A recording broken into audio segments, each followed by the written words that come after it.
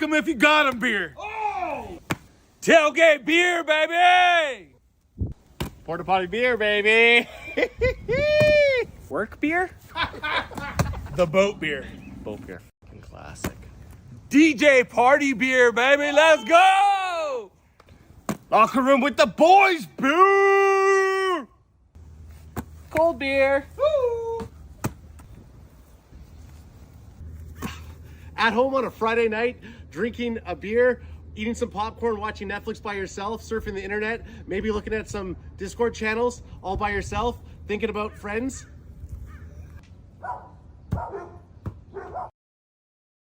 At the Cowboys experience, meeting up with our boys for the first time. They've already been here a couple days, as have we. We're meeting up with our UK boys, Cowboys CanFan, and I don't know whoever else is here. So we're gonna go get We're gonna find it out.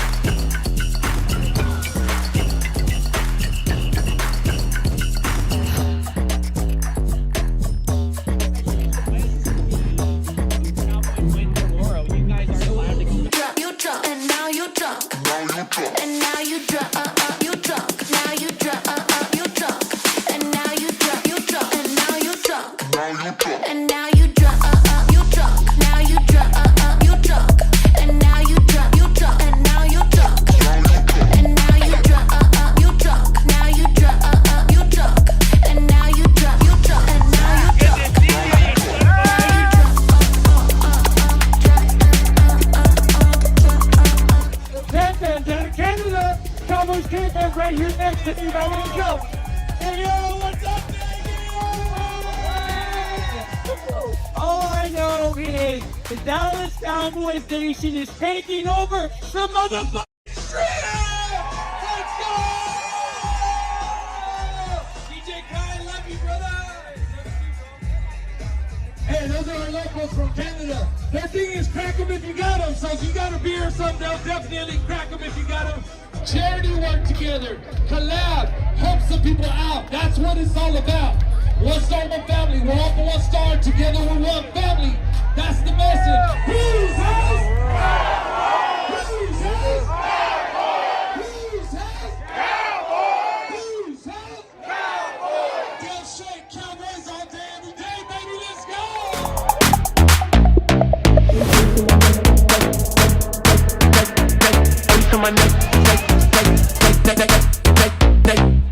Ice on my neck, yeah, it's icy.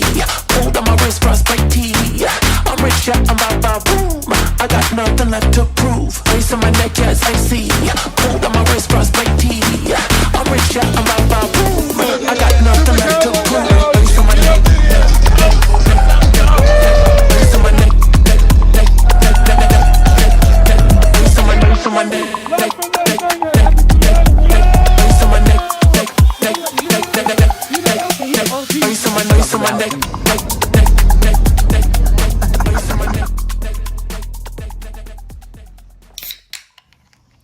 Crack 'em if you got 'em in Vegas. But we're at New York, New York. Cowboy Nation, Wheaton Boys, we take over Vegas. Monday Night Football, Cowboys versus Raiders.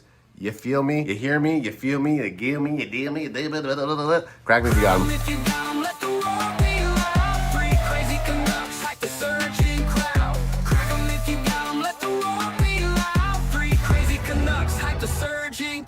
A fun ordeal.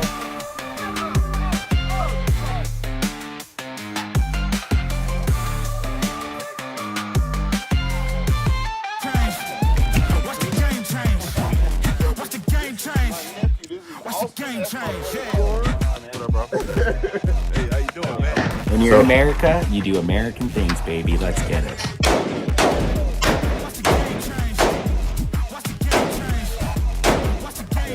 This one is hot. It's ready to go. We don't want to shoot.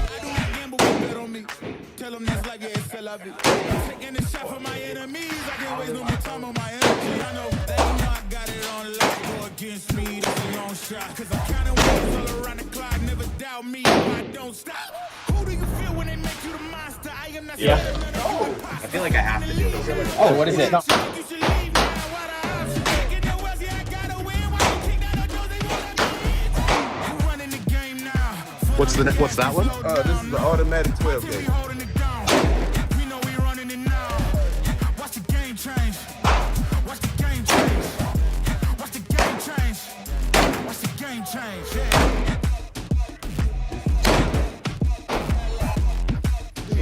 That's awesome. So we just spent the last couple hours at the gun range shooting some guns. Now, to officially be Texans, there's only one last thing for us to do.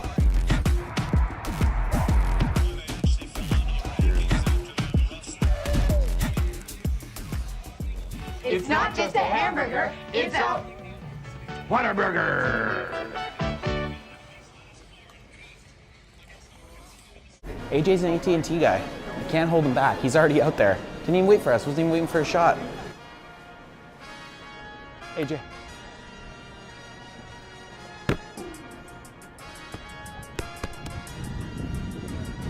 Oh, I thought he was getting mad at me for throwing the football.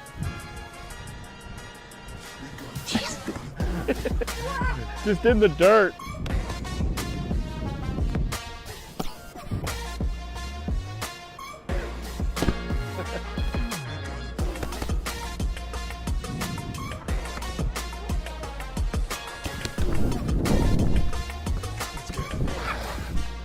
Right into the bread basket.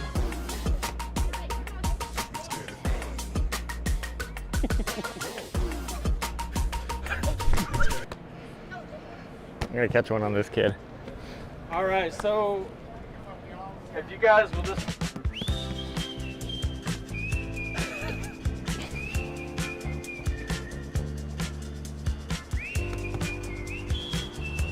Look at this little punk walking through the door thinking he's the man. He doesn't know we just were in the AT&T Stadium locker room. We were just in the... Hey, I felt like we were just working 9 to 5. Pros. Pros, I like the guts of the stadium, walking around just in the underground where the tunnel where the boys walk from the locker right out onto the field. That was a fun little journey. And of course, being down on the field, even though we were behind the end zone running around, that was just a fun perspective, I should say. I'm just gonna say, biggest con, we couldn't go on the field. Like actual field. Yeah. Still worth it. Still worth checking out the AT&T Stadium tour. Even if you're here Thanksgiving Day week like we were, still worth checking it out. What did you think? Out of 10, I'm giving it a solid 7.5 CanFan Buckaroos out of 10. Yeah, I think 7. 7.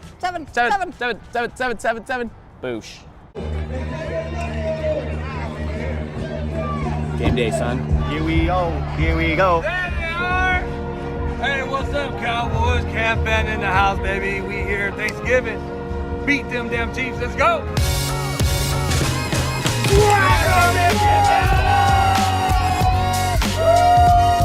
We're feasting on the Chiefs today!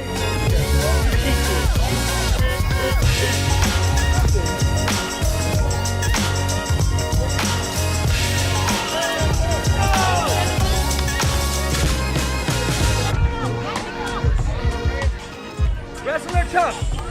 I can take it. Cowboys CanFan. Yeah, baby. Crack him if you got him. Bam!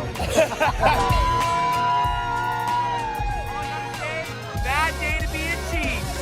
Bad day to be a Chief. Let's go, baby! Who's ready for this game? It's game day! So we were just tailgating for the last about 2 hours at the Vados Locos tailgate. We're now heading to the stadium to meet up with big fella Taylor Chima. It's Thanksgiving, it's beautiful out. Everybody's having a banging time. Got Super Cowboy about to give us a lift. Man, if you have not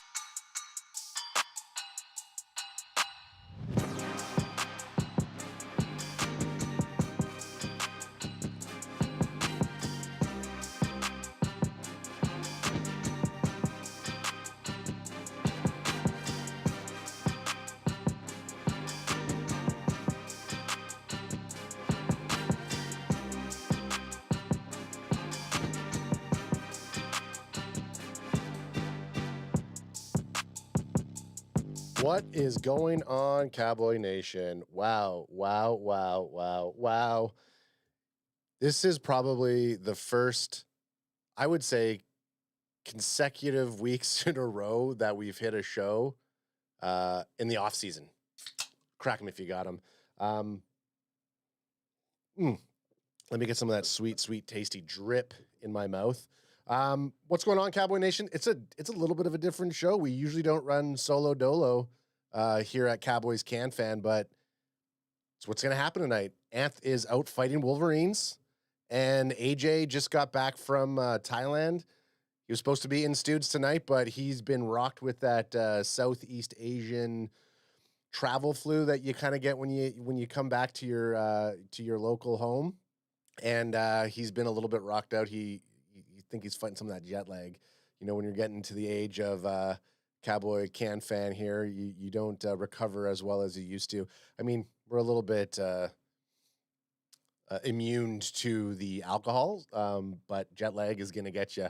So it's just me and you tonight, chat. And that means we're going to hit all of you up right out of the gate. I don't have to listen to Anth. I don't have to listen to AJ. We don't have to do what's going on, everybody. We're going to see what's up with chat. We got some Eagle fans in the house, as usual. R2J2 is in the house saying hello all. It's been a while. Will Burger Rod MG showed up in the chat. He's been an 11-month CanFan maniac, one of our members. And he's saying, yo. So you can tell it's getting close to season because some of the regulars are starting to show up. Big shout out to Brent Packer guy, and R2J2 who are in the chat right now. They seem to be rocking with us every single week. But I see you guys. Tonight's going to be a very heavy influenced conversation from chat. Usually here at CanFan, when we have the rest of us to work off of, you don't necessarily have to rely on chat, but we'll see where it happens tonight. I do have a show prepped for tonight in terms of what I want to discuss and what we were going to discuss. But since it's only one man's opinion here at Cowboys CanFan, we got some room to go off script. Yo, our boy, Barry Grant Jr. from All In Podcast. Barry, had I known when we were talking earlier today that I was going to be running solo dolo, I would have had you on the show. But running an East Coast, it's a little different from us. It's hard to hit you guys up last minute. But yeah, that's a good idea. We could definitely hit a Q&A. Feel free to hit whatever questions you want. First question in the chat, the volume's low. Well, let's see if we can fix, you know why? Let's see if we can fix that right now. Where's my road? We're going to go up. We're going to take it up to 11. We're going to move it all the way up to 11. You can hear me get louder.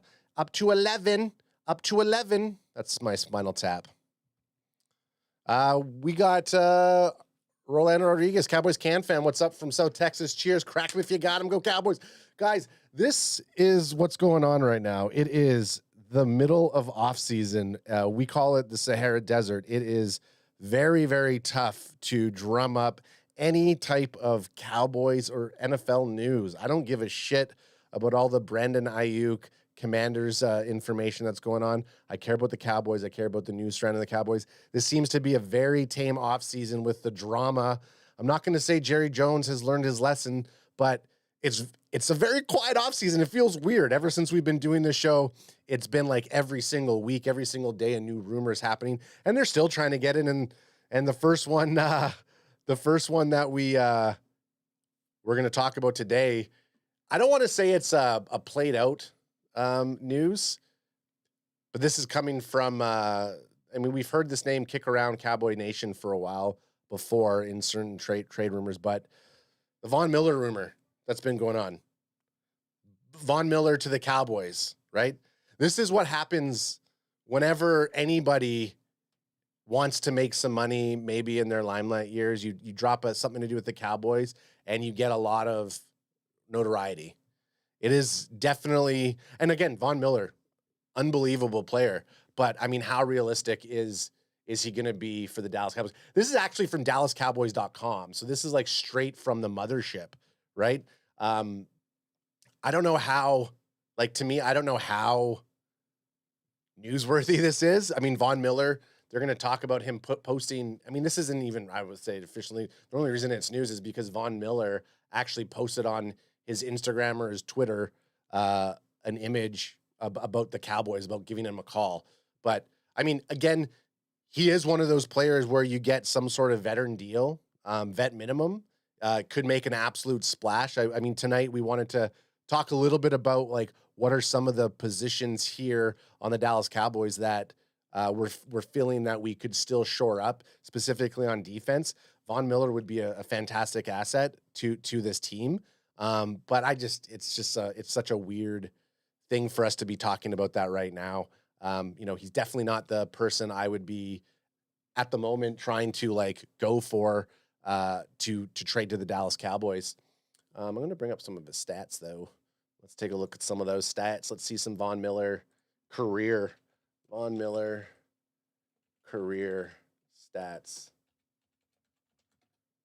Let's bring up Von. So this is I'm going to go to ESPN's website. And actually, you know what? Fudge me. Okay, Wilberger Rod MG. It's been a while since you've been here, so I don't even have this soundbite queued up and ready to rock and roll. But let me hit you. Show me the money!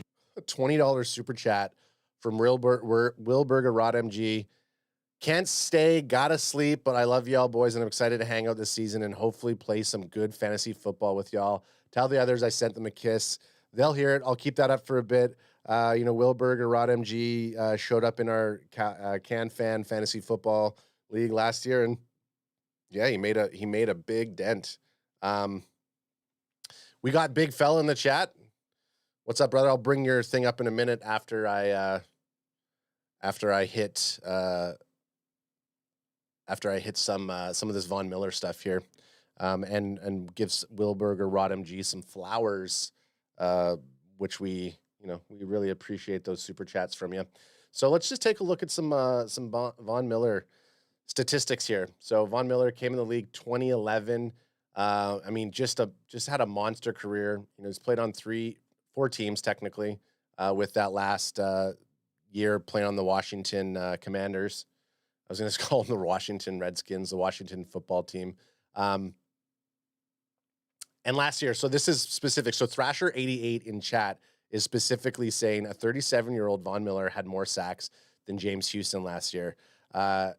He's saying, I'll definitely bring in Von as a rotational piece. 9 sacks is great. He's absolutely right.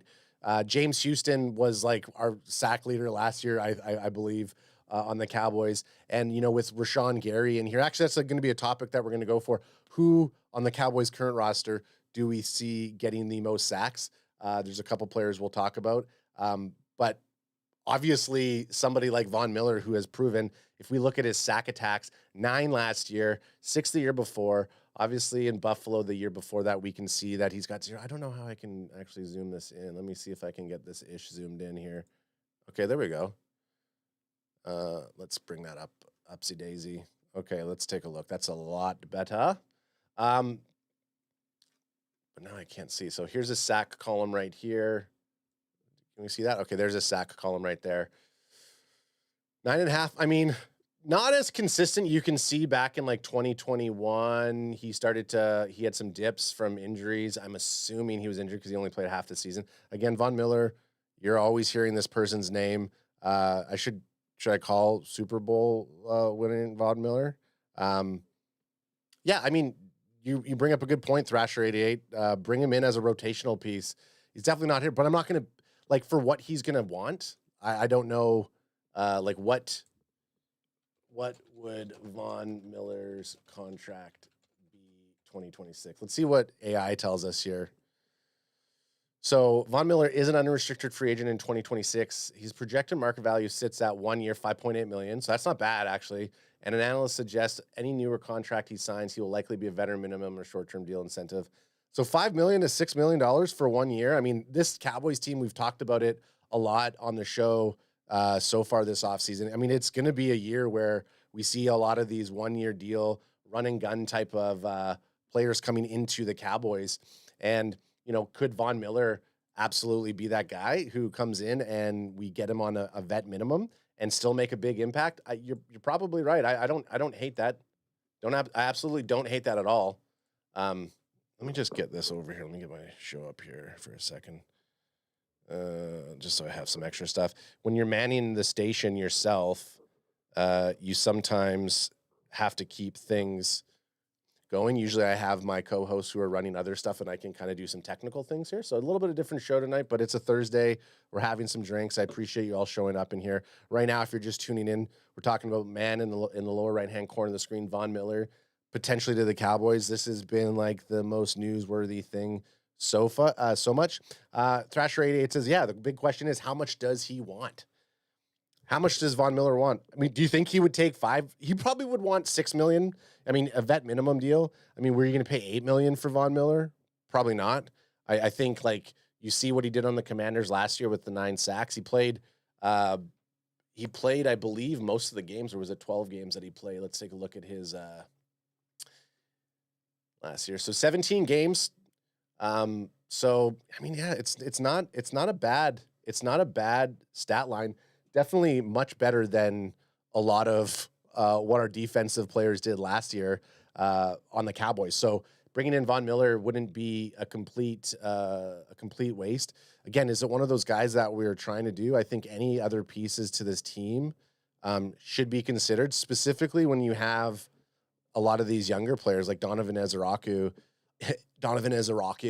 or D-Easy could absolutely use some veteran help from like a guy like Von Miller. Same with Malachi Lawrence. I mean, shit, even Sam Williams, who is on that contract year, needs to prove himself. 1 year and a slice of pizza. Yeah, that's probably all I would give him as well too. No, at the end of the day, $5 million, $6 million for Von Miller. I think I would absolutely make that. I would absolutely make that deal. I could do much better with your merch. Yeah, Mike Fitzgerald. That's a great point. Feel free to DM us any type of thoughts that you have for our merch. We usually just rock the Cowboys CanFan. Straight up easy peasy design with a nice little Canadian thing there. Ant actually designed this logo. We haven't really pushed merch too much.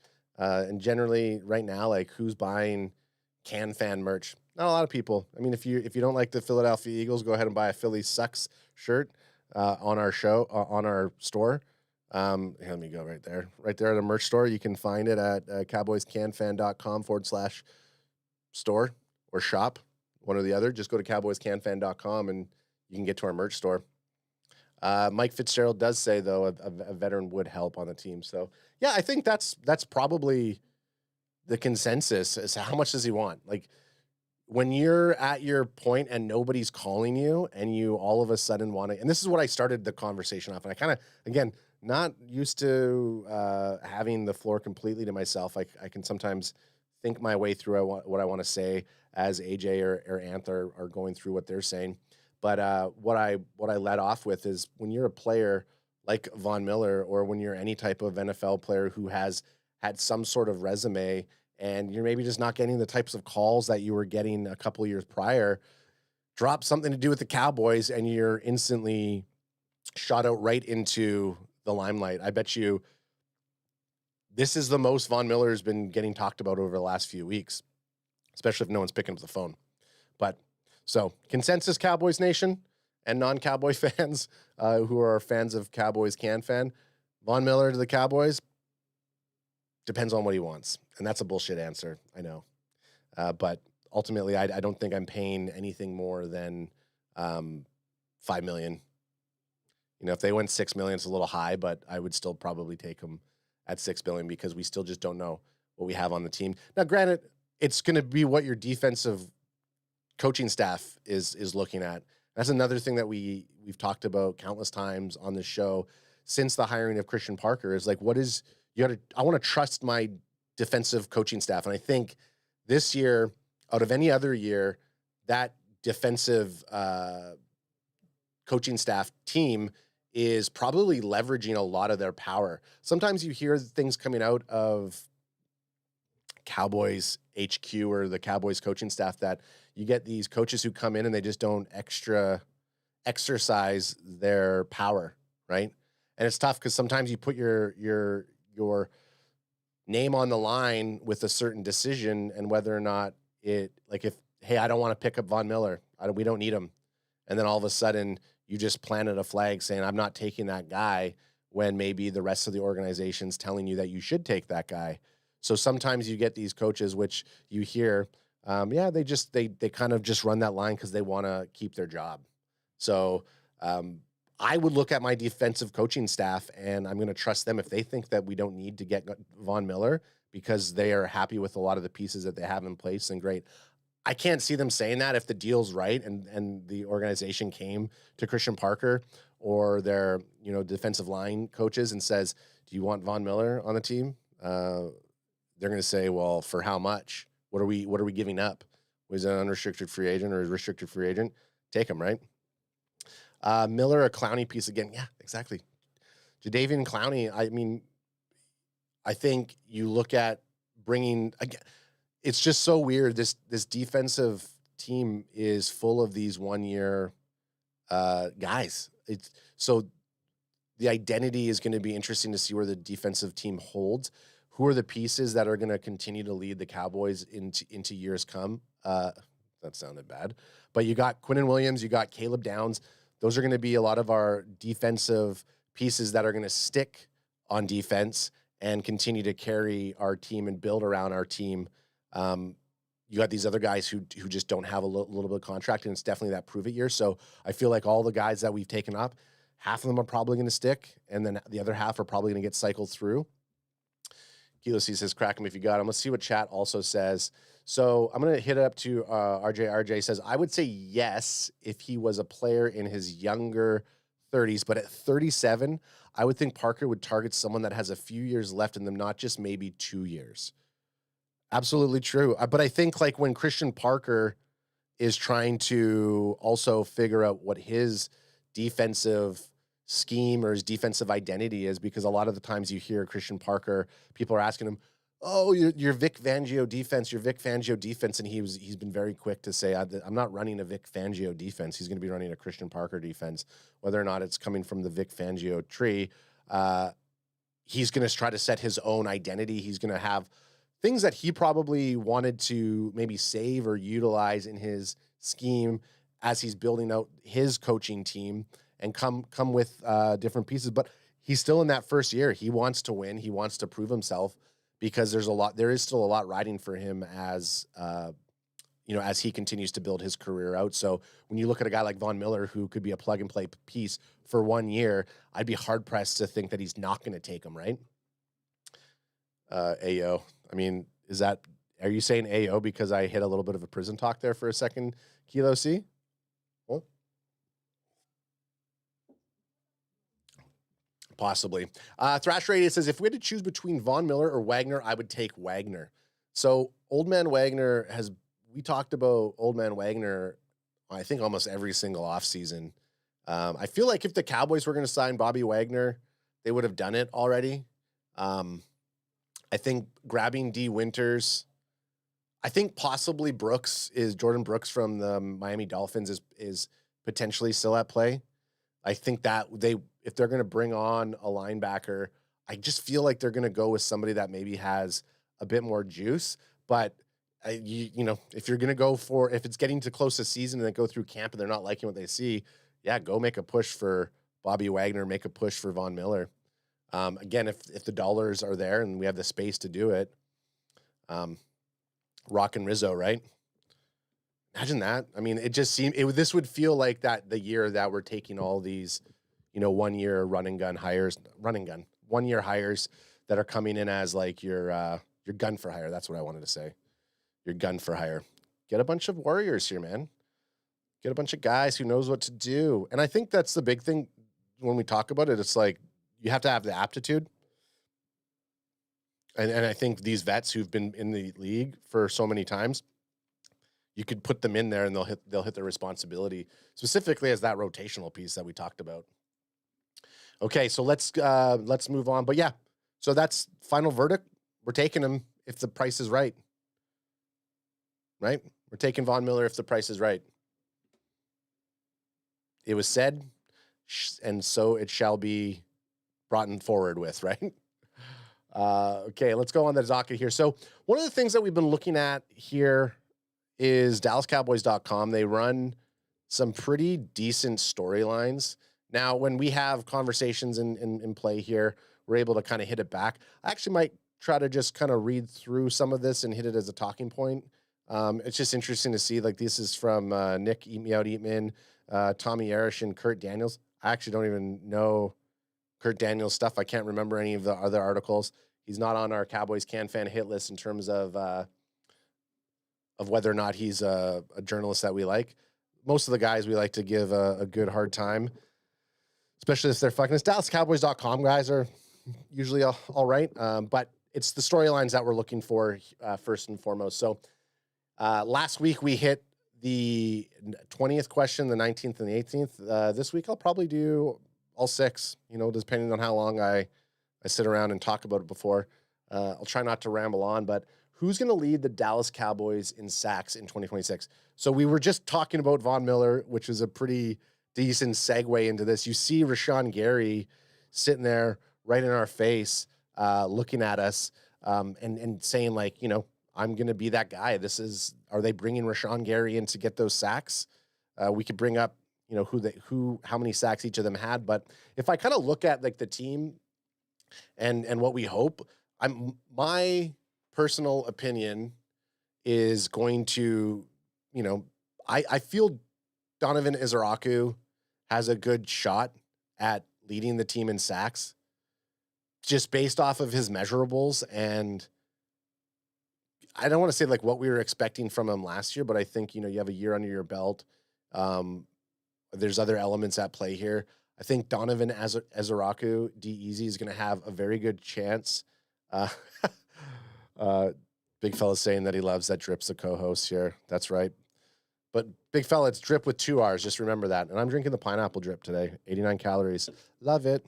Or list it. But, Rashawn Gary, Donovan Izaraku, those guys both have a very solid chance and an opportunity to, at least in my mind, vie for that top sack leader spot on the Dallas Cowboys. James Houston, if he makes the team, I mean, we saw a lot of from James Houston last year. Houston, we have a problem. He's a guy who fought his way onto the team. I want him to have that spot on the team this year, and I think James Houston has a very good shot. So I just named 3 names here, which I'd be hard pressed if they're going to say anybody else. So let's hear who they say, and then I'm going to look at some of their stats. So who leads the Cowboys in sack? We got Rashawn Gary.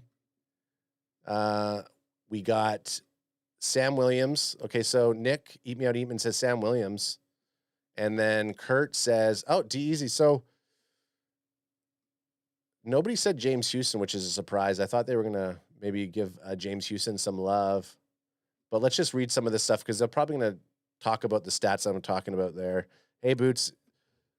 I'll just say this right now, and we're already kind of on Steam, so I'm not even going to bother. You guys can just hit me with questions in the chat. Boots, I was about to text you at 6 and be like, hey, do you want to co-host a show with me?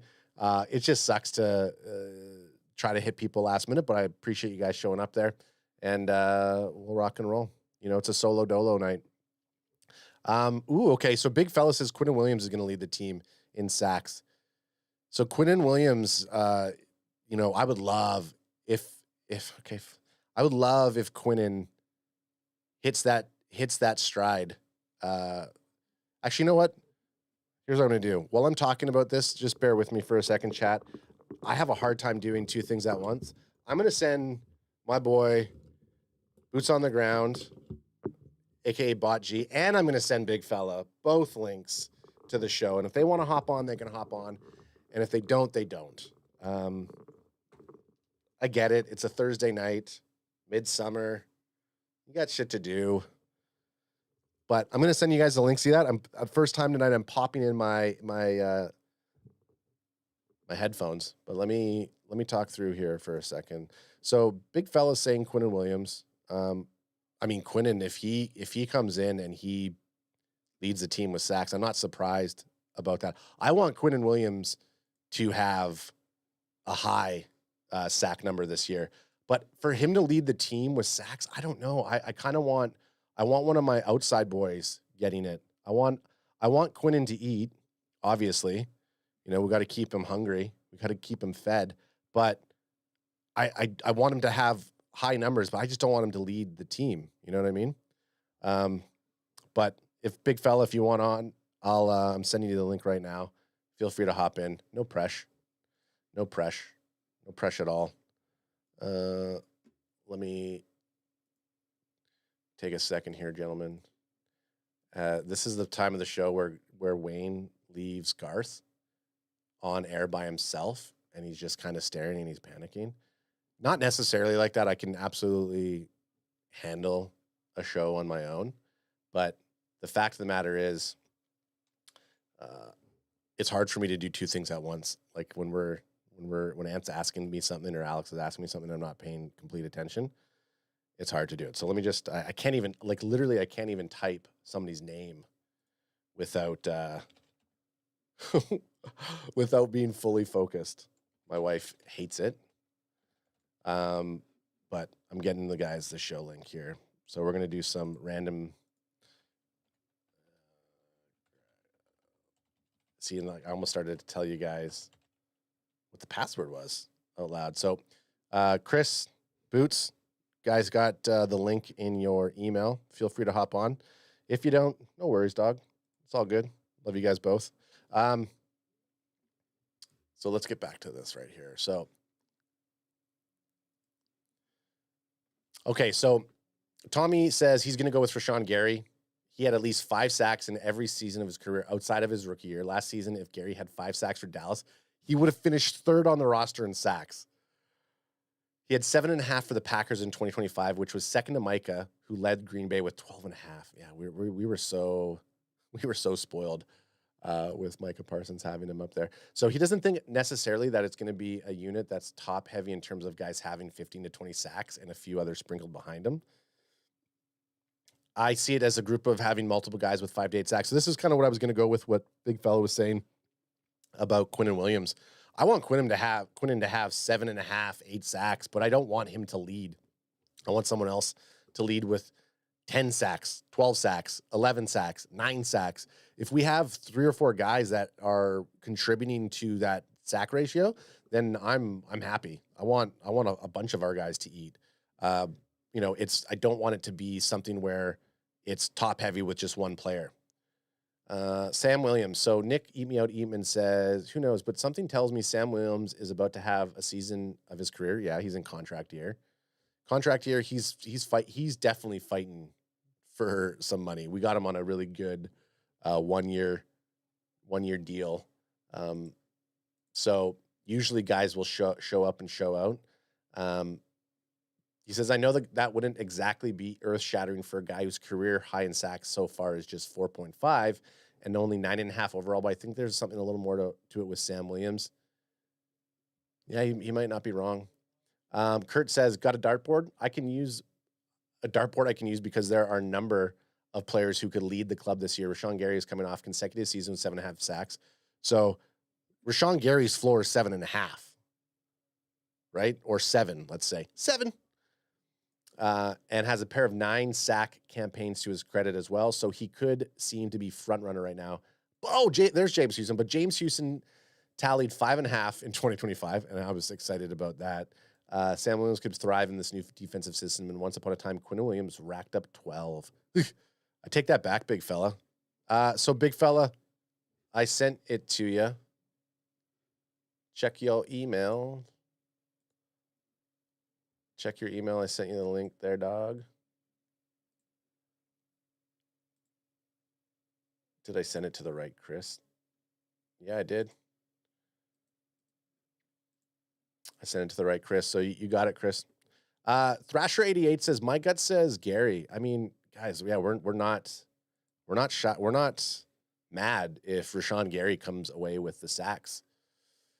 Let's see. Let's go take a look at Dallas Cowboys 2025 team stats. Some behind baseball for you guys. We'll hit ESPN here. We'll hit ESPN here, and we'll see. So let's take a look at some defense. Let's go wide. Let's go bigger screen for you guys here. Rushing, receiving, defense. Yeah, what a pitiful, right? Can we? Does it? Oh shit! Big fellas in the motherfucker. What's up, fella? Big fellas in the motherfucker. Okay, let me get you on. Let me get you on here, big fella. 1 second, dude. Big fella and Boots are both in the house, guys. Say, man, we're unofficial members. Me and Boots, we got your back, bro. Oh, it's like I should have sent out the bat signal before I went live. Like, what was I thinking? Let me just get you guys on here 1 second. Bootsy, can you hear me? So you might be able to hear us, Boots, but we can't hear you, dog. We can't hear you at all, Boots. So let me get big fella here.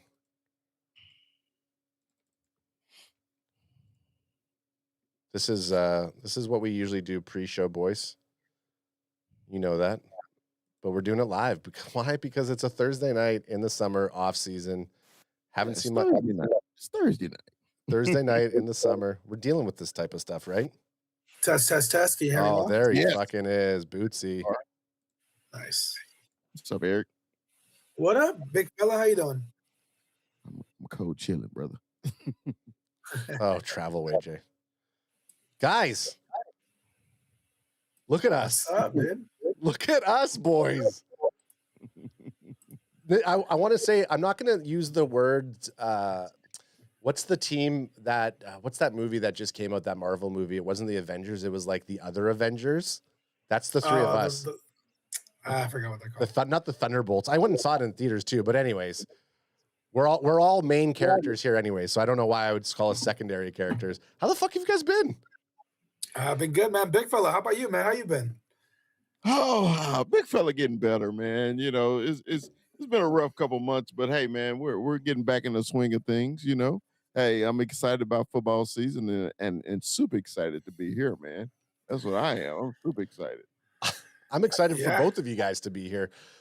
Big fella, I mean, the fact of the matter is, I'm going to get this out of the way first and foremost. Are you meeting us up on August 15th for the pregame in Seattle?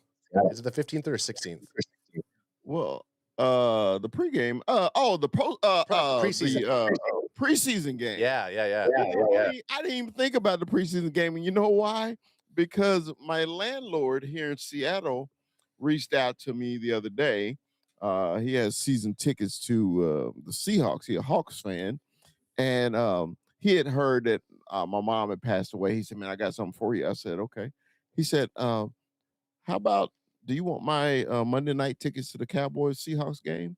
I said, "Hell yeah, I want them." he got lower level too. So my goodness. He gave me lower level seats to the Monday night Cowboys Seahawks game. But I didn't even think about the preseason game. Well, if you guys are going, of course I'm going. Yeah, we're coming up for it. Yeah. We're coming. Sorry, I say coming up, but we're coming down for it. I know. I do it every single time. I'm coming up. Yeah. Are you coming to the preseason game? Not for the preseason, but I'll be there for the regular season game. Yeah. So Boots, we'll make sure, like, we're not in the lower level with Christopher. CanFan and Boots, we're going to be upper level somewhere, upper bowl. That's right. Well, I'm not getting to go to the Brazil like you guys either. So hey. I know. Yeah, but, I mean, we have a couple of and Chris, the seats that Anth stayed on that virtual meeting for like 4 hours before the tickets went live, and we got some nice lower level seats. Awesome. Didn't have to pay an arm and a leg for them either, which was kind of nice. So, and then there's a chance that some two guys on this we might be getting some media passes. So there's a chance that we won't even use those seats. We'll sell them for booze. Yeah. That's awesome. Yeah. Since I haven't actually even really we've discussed stuff on text and everything, but like, how are you guys feeling about off season so far? What are you guys looking forward to coming into this season? Like, what are some things that you're focused on, at least coming into training camp? Maybe we'll start with Boots, because Boots, you're going to be heavily covering the training camp coming into this summer. What are some of the things that you're looking for? Well, I'm excited because I'm going to be out there at least 5 or 6 days of the training camp. Dude, I'm looking at what's the defense. Obviously, Christian Parker's new defense, and I mean, it seems like like 9 out of the 11 positions are going to be filled by new people, Yep. right? So, I mean, I know you were talking earlier about who you're looking for to lead the team in sacks. For me, I think Rashawn Gary. I don't want it to be Quinnen Williams. I want him to open things up for everyone else. I want to see Overshown get involved, and I want to play with our shiny new toy. We got Caleb Downs, so I want him to be that green dot. I know like 15-20% of the NFL and college actually have a cornerback as the green dot guy, and I'm hoping that the Cowboys are going to be one of them. As many things as we've heard of him being cerebral, I want to see it on the field. I mean, he looks the part, he plays the part, he talks about like a well-composed guy. He almost kind of like a Dak Prescott on defense. So I'm very excited to see how that plays out in training camp. And just getting, I'm trying to get the media pass for training camp as well. So hopefully I'll be able to get in Jerry Jones's face and be able to talk, get some one-on-ones with the players. So I'm excited, man. Yeah, I mean you have a pretty your season starts as soon as you hit that training. I mean, all of our season starts, but Boots, in terms of your type of coverage and stuff, and obviously CanFan's going to be there every step of the way. Boots, I mean, that's how you initially got your name with the first year that you started following Cowboys CanFan. You started sending us stuff when you were at training camp, and that's where we're like, this guy's like our boots on the ground, and then we just started calling him Boots on the Ground, Eric Serrato. Yeah. So looking forward to that. I mean, Chris, that's a good point to segue back to you. Why'd you say Quinnen Williams? But also, what are you looking forward to coming into training camp in this season for the Cowboys? Well, I said Quinnen Williams for one reason only. Ever since number 11 is gone, we've been chasing pass rush ever since. Okay, and if you think about it, the trade was basically for Quinnen Williams. Yeah, we got pieces here and there. You got Rashawn Gary. I'm a diehard Michigan man. He was a number one rush in the as a senior in high school. Went to Michigan, and he was just a guy at Michigan. Okay, he came to the NFL. He's done better, but he doesn't like blow my skirt up like, oh, he's going to get to the pass rusher. I mean, he did not get to the passer. Donovan Izaraku, to me, everybody was saying how great of a run stopper he is, and this and that, and all this, and I was like, they didn't draft him to stop the run. They drafted him to get sacks, man. Yep. And it frustrates me how they blame Michael Parsons for not stopping the run, but he got sacks. But then they praise Izaraku for making tackles, but he didn't get no sacks. He's not a difference maker. He's Right. not doing anything to say, oh, there's Donovan Izaraku, And then the one kid that can get to the pass rusher, you play him 2 plays a game. That's Houston. And I don't understand that, So I'm hoping that Christian Parker comes in, he finds a way for it to be a team sack total thing, because right now I think the best pass rush on the team is Jesus, I just said his name. I'm drawing a blank. James Houston, Quentin Williams. Yeah, Quinnen Williams. I just think Quentin because 1-on-1. You can't block him. Yeah. And the quickest way to the quarterback is a straight line, and he has that straight line to him. So right now, I don't think Sam Williams has it. I don't know if he's going to even make the team. It's so many mysteries. We don't know what the rookie's going to do, Lawrence. We don't know. Yeah. And until we get to training camp, honestly, Adam, I don't have an answer for you, bro. I don't know.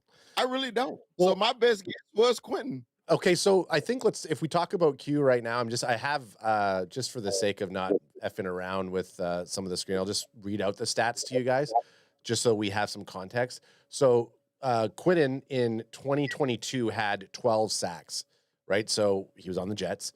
Before that, every other year, it's like 7 or 6 or 6 or 5. So his floor seems to be or should be around 6 sacks, let's say on average, because that 12 sack year helps lift his years where he had 2 sacks in his first year or 1.5 last year and 1 sack the year before, which again, last year, could you really count that being as an actual year for his sacks? Not with fucking Eberflus's defense and not with the defense that the Cowboys produced last year. So let's say that last year's a wash.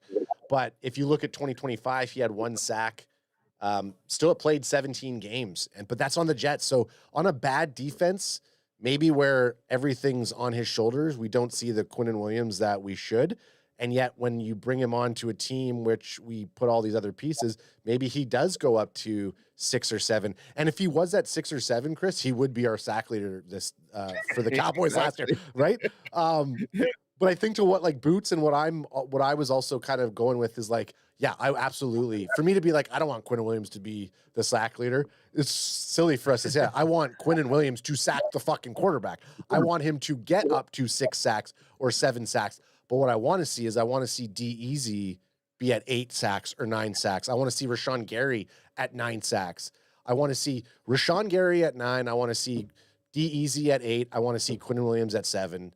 Minimum, like all 3 of those. So if we have 3 guys on the team that are hitting that type of production, I feel like this defense, the floor of this defense is actually raising up. Well, that would be an improvement. I mean, man, but if we got that, I hate using that S word, but if we got that out of our defense and where our opponent is, our offense is, man, we have no choice but to get to the end game, because if we can get to that's really our biggest hold up, man. Last year, when we needed a big play or a big sack, we never got it. I mean, quarterbacks had all day in the world, man, to complete passes. I know. And it was frustrating. We sat there in your studio, man, watching some of these games, and we're just like, just give us one. It's bad when you're watching the game and you're begging for one play. And it's 100 plays a game and you're begging for one. Yeah.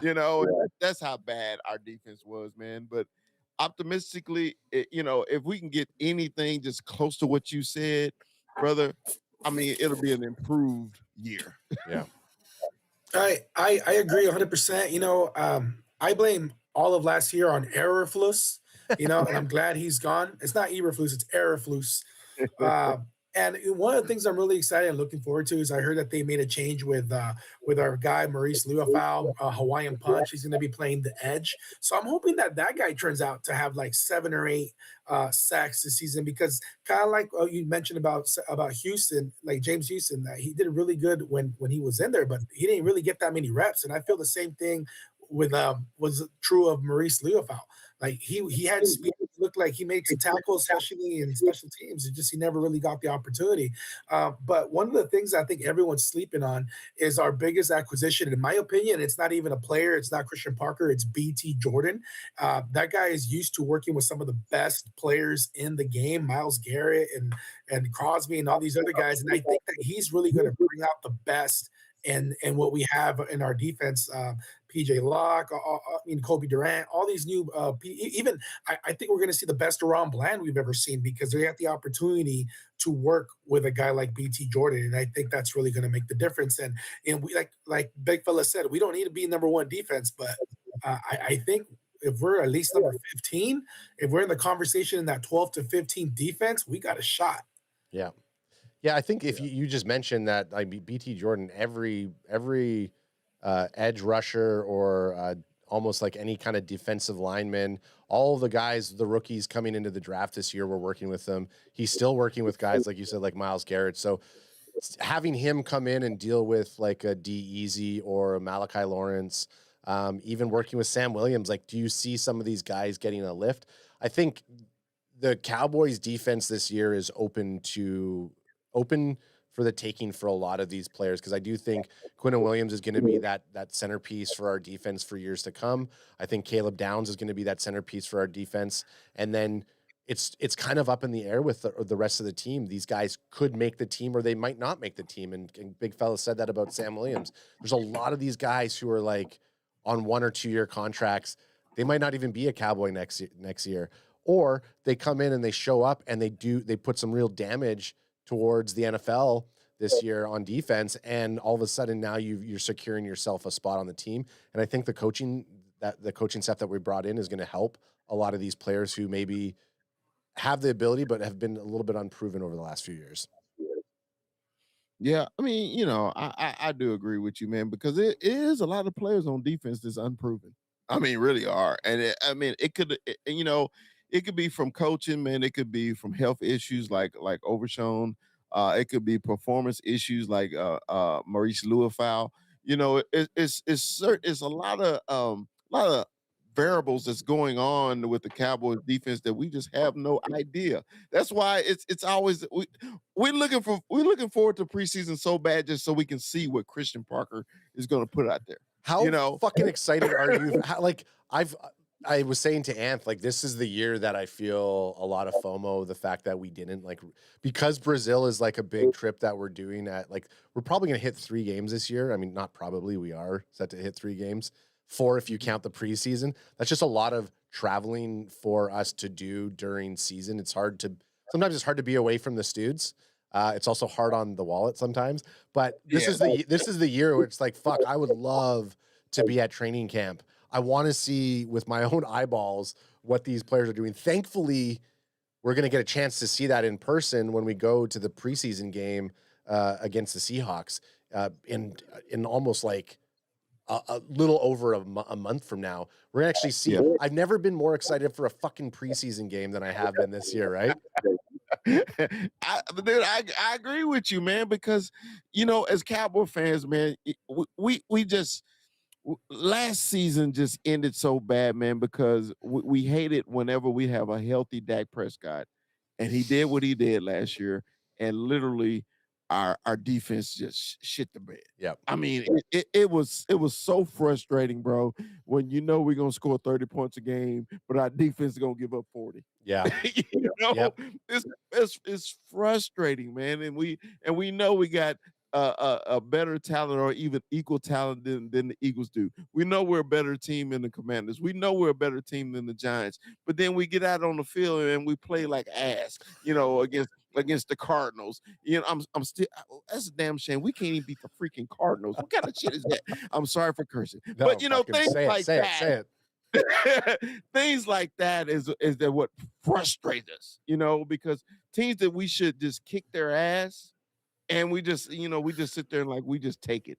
And I as Cowboy fans, we always try to defend our team, but sometimes they sure make it hard. Yeah, and waiting's the worst part. Waiting, because it's such a long off season. Thank God we had a little something called the World Cup to distract us for a couple of weeks. And hey, guess what? We're all of our teams in the World Cup. They gave us some favor, and then they kicked us in the dick. Right. I actually think out of and Boots, obviously you have 3 teams that you're cheering for. Canada, Mexico, and then the US. But 100%. Out of all of the teams, I think Mexico, I felt like they had the most fight in the round of 16 or whatever the hell you call it. Oh, it was so exciting. But look, at the end of the day, we're Cowboy fans. I've been a Cowboy fan. Well, we haven't seen a championship or a Super Bowl in over 30 years. There's nothing that Mexico, United States, or Canada can do to us that can hurt us worse than our Cowboys. We're basically bulletproof at this point, guys. So you know what? It was a nice little distraction. And as soon as that happened, I'm like, all right, you know what? Mexico jersey's coming off, United States jersey's coming off, Canada jersey coming off. Let's put the Cowboys back on and let's get on back to business here, guys. Great point, Boots. You know what? Can't hurt us, man. You know what I need to do? Because when we started our Cowboys CanFan show, I look back sometimes. Sometimes when your phone or your phone gives you those memories, and I had no. This is no shit. I started the show as basically I became a Cowboys fan by doing this show, right? Ant's been a Cowboys fan. Bandwagon boys. For years, right? Like Alex and I, our name were Bandwagon Boys. We were forged by fire we chose to be Cowboy fans, right? Which everyone's like, why the fuck are you choosing to be a Cowboy fan? I will say this. Since I started the show and where I'm at now, the gray in my beard I have to keep it so tight to not show. If I grow my beard out, it's great. And I don't think it's just from age. I think it's from being a Cowboys fan, to be honest with you. Hey, try being a Cowboy fan and didn't have any facial hair. and now look at it. Yeah. Well, hey, this is. I mean, hey, we wouldn't be Cowboys fans if we didn't say this is going to be our year. Hey man, I was born into it too. My dad was, man, he was a crazy Cowboy fan. My grandfather was too. So, on Sundays, in Texas growing up, man, it's religion and Cowboys. Those are the two things. So the only way you can stay home and watch the game, I had to go to Sunday school because my mother taught Sunday school. So I had to run to Sunday school, go to church, and then get home to my dad and my grandfather. And we all sitting there watching the Cowboy games. And a lot of people don't know this because y'all not old enough. Well, sometimes when the Cowboys was blacked out, because the NFL had a rule, if you didn't sell out 72 hours before kickoff, it would blacked out in your city. So we would literally have to get in my uncle's Good Time van and drive 77 miles south to Waco to watch the Cowboys. And we would do that. So when people say I'm not a Cowboy fan, bullshit. You ain't drive 77 miles just to watch them on TV. Yeah, you can't tune into a podcast. You can't listen to the. I mean, you would get them on the radio, but who the fuck wants to do that? You want to see the boys play, and on the black and white TV at that. Honestly, guys, it's been rough, for some of us longer than others. I mean, you came on a couple years ago, Adam, onto the Cowboys. Our journey that we've been having to try to go back to the Super Bowl. But honestly, I wouldn't have it any other way. I mean, there's a lot of podcasts out there, there's a lot of shows out there, but there's only one big fella. There's only one Cowboys CanFan, and I'm exactly where I want to be. Yeah, Oh man, Ant says it all the time. Like when we started the show, our first 3 years of doing it, we were 12-5 for the record. It's like we were spoiled. And Ant had this, and you hear, I mean, you still hear. Everyone's like, yeah, well, this is that you haven't paid the price of what it's like to be a Cowboys fan yet. So these last few years, you're starting to forge.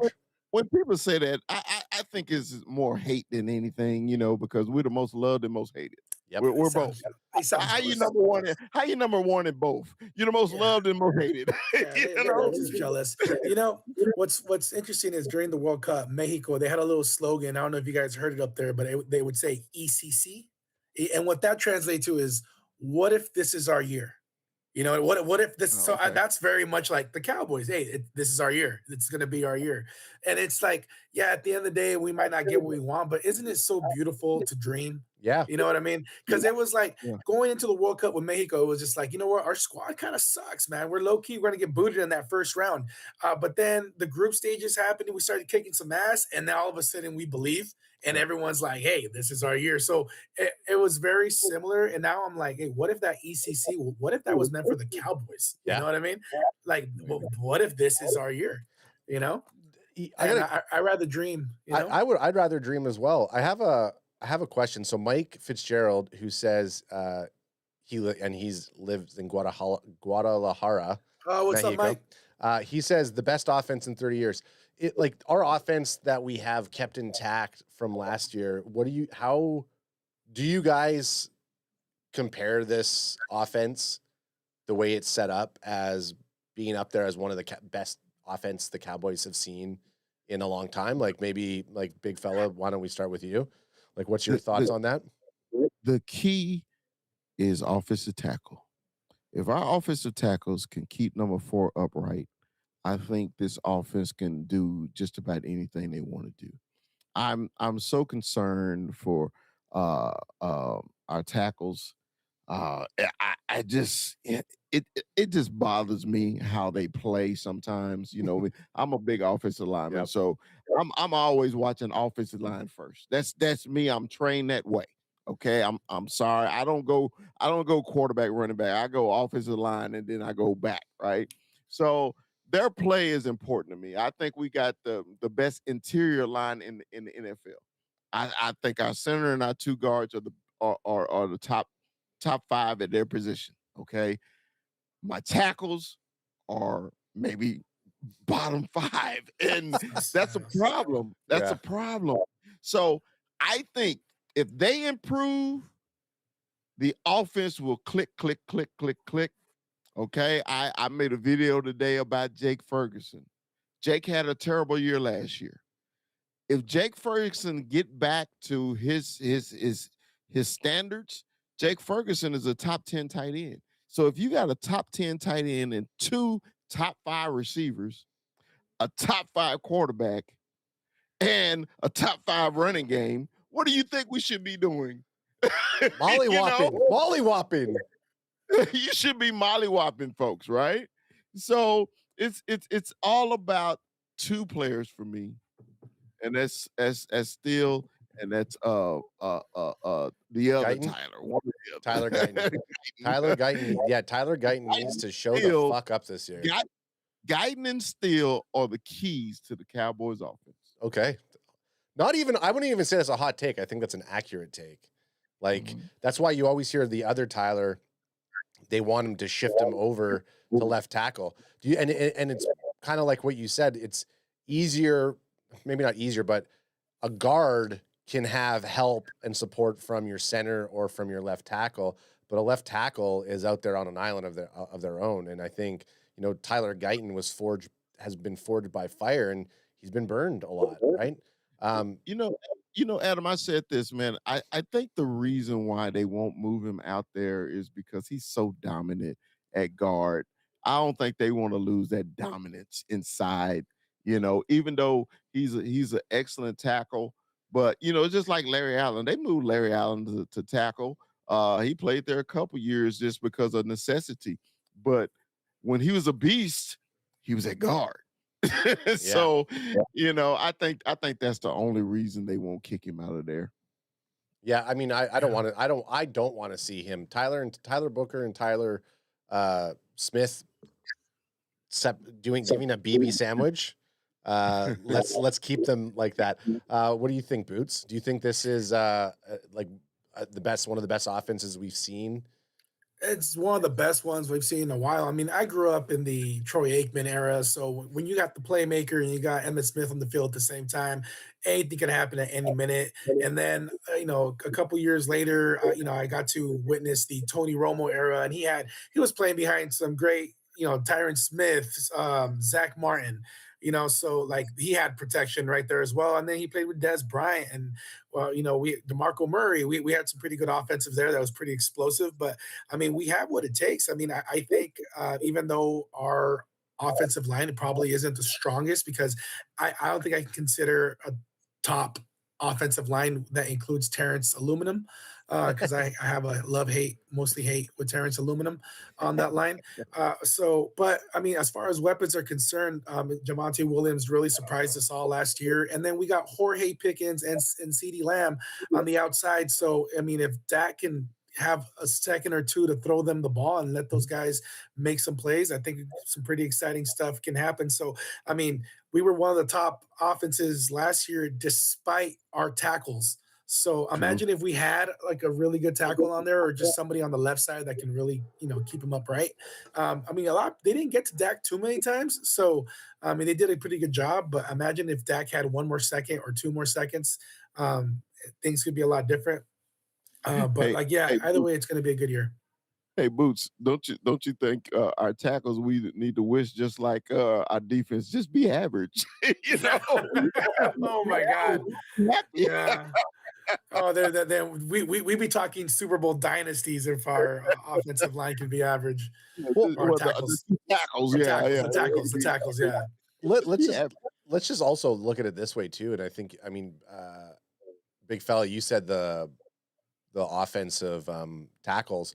I also think that if you look at the offense last year, I think Brian Schottenheimer proved a lot of people that he does deserve to have that head coach spot, but he still was in his first year as the head coach and the offensive coordinator. So regardless of what you say about someone having so many years in the league and being on multiple teams, when you take a role like that, you're still that first year is still potentially a rough year. There's things that you're maybe not prepared to do yet when you are calling all the shots, where you're the guy who can say yes or no to these things. And of course, I'm not saying that Jerry Jones doesn't have a lot of weight, or the rest of the organization can, over trump whatever Brian Schottenheimer's going to do. But we're coming into year 2 where Brian Schottenheimer has 1 year under his belt, and it was a pretty decent year for that offense. So coming back with a fairly intact offense, like it wasn't broken up from what it was last year, knowing the weapons that you have and where you can go, I think that puts us into a very, very successful position coming into this 2026 season to see this offense, I think, be even better than what we did last year. Oh, no doubt. No doubt. And honestly, like it actually kind of feels a little different this year, because I'm used to having drama this offseason. Yeah. I'm used to people like talking about, hey, will he sign? Will he not? Will he play? Are we going to extend CD? Are we going to extend Zeke? Are we going to extend Dak Prescott? They're already the 1 week before the actual first game of the season. We still haven't signed Dak Prescott yet. So there's normally a lot of drama, or us when we went to camp a couple years ago, and it's like, we don't even have a kicker. What are we doing here? Yeah. And really, this year's pretty quiet. Normally, we're talking about what Jerry's not doing and or what he's doing to get too involved. And it kind of seems like he's stepped back and he's delegating, and he's letting the coaches coach, and he's bringing in Christian Parker and letting Christian Parker bring in his guys and bring in his team. And it just feels different this year, guys. It's a little weird. Man, I need some drama. Somebody needs somebody need to get a DUI or something. It is boring. Look, I started the show saying, the Cowboys trade rumor is the Cowboys rumor right now is Von Miller's signing to the Cowboys. That's what we want. The rumors. That's what we want. We want it to be true. That's bad. We're used to drama. We're the biggest soap opera in the NFL, and it's been the quietest offseason the Cowboys had in 30 years. Yep. God forbid. Nobody has any domestic charges. I mean, the biggest drama was Dak calling off his wedding. Yeah. Think about it. There has nothing happened this offseason. Nothing. Well, nothing. The whole thought of George Pickens gonna hold out or hold in, and I just don't see that even happening anymore either. Like GP3 was the big talk, and it's like, okay, great, we know what this is gonna be. It's gonna be all the way to September, and then he'll sign or he'll show up, and it's almost like, no, I'm there. I'm practicing with the team. I want to be here with them. Yeah, it was manufactured drama. It was manufactured. I was like, bro, why are we trying to cause a problem that's not a problem? I mean, we already know ain't nobody's gonna pass up over $20 million a year. I don't give a damn. I don't care who you are. In the NFL, $20 million is a lot of money in the NFL. Yep. If I'm George, man, franchise me next year, then it'll be $25 million. Big fella. I don't care. No, big fella. $40 million in 2 years. It's 20. He's franchised for $28 million, and if they franchise him next year again, it's $32 million, I think. So it's even more than that, right? It's 3 times what he's used to, right? Because he's making like $8 million before for the last couple of years. Yeah, I get on that rookie deal. He was on the rookie deal, and I think so he's getting 4 times what he got before. Like, look, I guess I want to pose a question to you guys. How, and you brought up Dak Prescott. It sucks where the defense doesn't produce when Dak Prescott puts together a really good, productive season. So, Anth he doesn't want to put this out into the ether as much, but I'll put it out there. He's always worried when Dak Prescott has a good year that usually the following year doesn't really line up that way, right? I don't want to say the I word on our DK4 or DP4, Dak Prescott 4. I tried to make a GP3 there, but I don't want to say that on number 4. But are you guys how many years do you think we have with Dak Prescott the way he is to really put together that offensive prowess that we have? If Dak is healthy, I mean, think about it. A good quarterback can play for 20 years, if healthy. The whole thing with Dak is healthy. It's like with Dak, every 2 years he get hurt. Every 2 years. we just gotta keep him healthy, man. You know, he's had some freak injuries, but if he just stays healthy, I think Dak still got a good 8 years at elite level. You know, because eventually quarterbacks go to, hey, that second string guy, you just need me for emergencies. I'll play another 5 years doing that. I mean, but being an elite player, I think he got at least 8 years. Boots, you were throwing up the two there. You're thinking.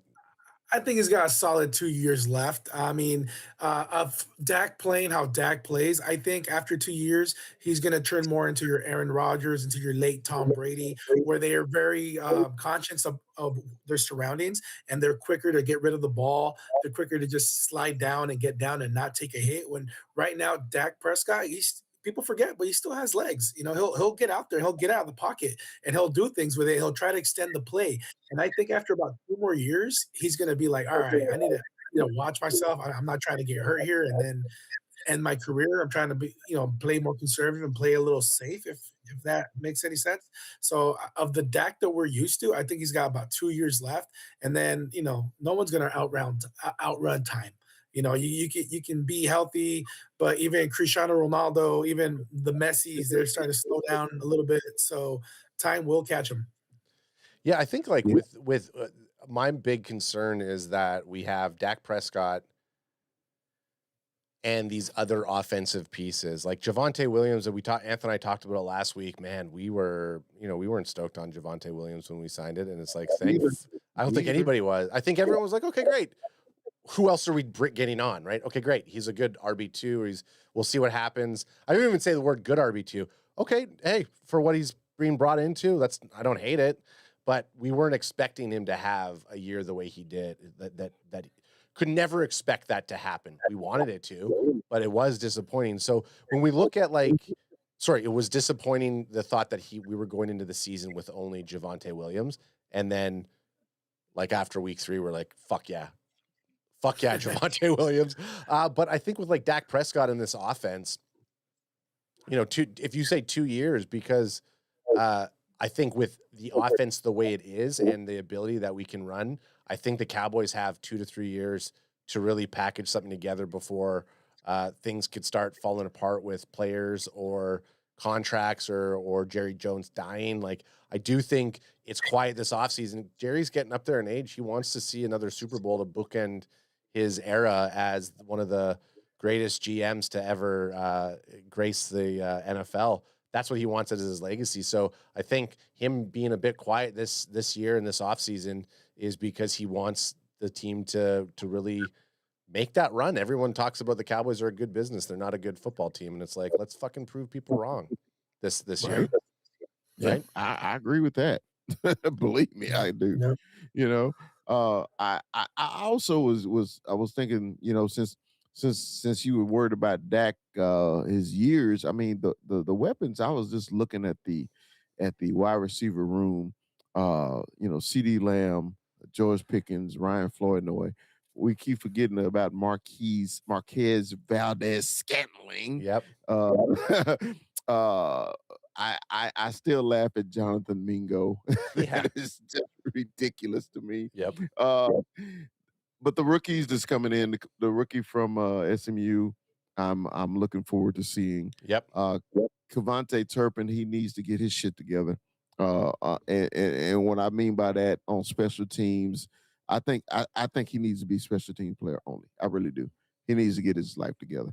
Other than that, the tight ends, I'm happy with. We already know Scooney is not going to make it. Sorry, go blue. But with Trigg coming in, Spanford is making a good effort. Yep. Man, they got a lot of great talent, man. And it's just time to put it together. Yep. I actually believe in Shotty. I was not a big fan of the Shotty hire. Like every Cowboy fan, we're looking for that splash. We're looking for the drama. You know what I mean? And they went conservative. I thought they were going conservative. But only thing I was wishing was Shotty would be coached like his father. Because I remember his dad. His dad had great teams. He had great teams in San Diego. He had great teams at Kansas City. He was always losing in the championship game, but he always got there. he always had winning teams, you know, and he was a tough, hard-nosed coach. And I was like, is Shotty gonna be like his dad, or is he gonna be like, you know, a coordinator who's, you know, got a deer in the headlights? And some games he had the deer in the headlights, but I think this year, man, you're going to see the big improvement on his coaching style too, because I am a true fan of Shotty. Now I'm 100% Shotty, and I really hope, man, that he gets there and the offense does well. Yep. Yeah, no, Absolutely. I agree. When I heard Shoddy, I wasn't too excited. I was hoping for Ben Johnson, and I mean, I wasn't wrong. Look what he did at Chicago. He did great things with what he had over there. But the guy really, he won me over. And in Shoddy, we trust became the slogan. So, like, I'm really excited to see what he can do. And guys, I gotta get off real quick. I gotta go get some dinner. I just want to jump on and help Boots, out a little bit. tell everybody where they can find you outside of being on Cowboys CanFan, just so that you give yourself some love before. I mean, we're gonna probably kick it off too, so I want both of you guys to give your shout outs to your respective shows. Well, my heart and soul belongs to Cowboys CanFan first and foremost. After that, the illegitimate son of Cowboys CanFan, because Cowboys CanFan got a little drunk, went down to Cancun, had a couple too many, and then had an illegitimate child called the Podcast Meets Cowboys. So you guys can check us out over there as well. It's 99% in Spanish, but there's a little bit of English whenever big fella jumps on or he'll say what's up. We'll always throw a little English his way. So that's always really cool. But at the same time, I also work part-time for Formula Deportes. So I'm an on-site reporter. So I'm able to cover a couple of the fun events in the Southern California area. So I will be covering a lot of the Oxnard training camp and exclusively through Cowboys CanFan. So you guys stay tuned for that. And if you guys have any questions or anything, or you guys want me to look at specific things, big fella, let me know. And, you know, big fella, I'll throw you some videos and I'll throw you some pictures so you guys can share on Cowboy Up, because, you know, I'm a big fan of you guys over there as well. So, yeah, other than that, you guys can find me here sporadically on Cowboys CanFan. We'll be in Brazil. We'll be in Seattle. I'll be at the Cowboys Los Angeles when they play the Rams game. We'll be throwing a big tailgate as we Legendary Boots has legendary tailgate parties. So if you're watching this right now and you're going to be in the Los Angeles area for that game, make sure you go by Boots's Cowboy tailgate. And I got my hot socks ready. I got my socks ready, Boots. You can measure me. That's right. We with that sock check we were doing last time. Sock checking everybody, but people don't know. You know, big fella has the highest socks in the land. His socks go up to his ears, guys. I'm just telling you right now. That's how high they go. Yeah. You know, big fella, where can everybody find you before we sign off here? You can find me always, man, on the Cowboy Up podcast. Also, you can find me on TikTok at Dallas Cowboy Chris at any time, brothers. I'll have both of your guys' stuff linked in the show notes if you're watching this not live, because these guys are day ones to Cowboys CanFan. These guys are our brothers. We've bled with them. We've cried with them. We've celebrated with them. We've shotgunned them. And I want anybody who's watching this right now who thinks that the Dallas Cowboys are not coming for the motherfucking NFC East and the motherfucking NFL. I want you to look them in their face and you tell them to go fuck themselves. Hit my motherfucking music. Guys, thank you. You knew I was solo tonight. You heard that. You showed up. I appreciate and love both of you guys. To the rest of you guys, Cowboy Nation, peace.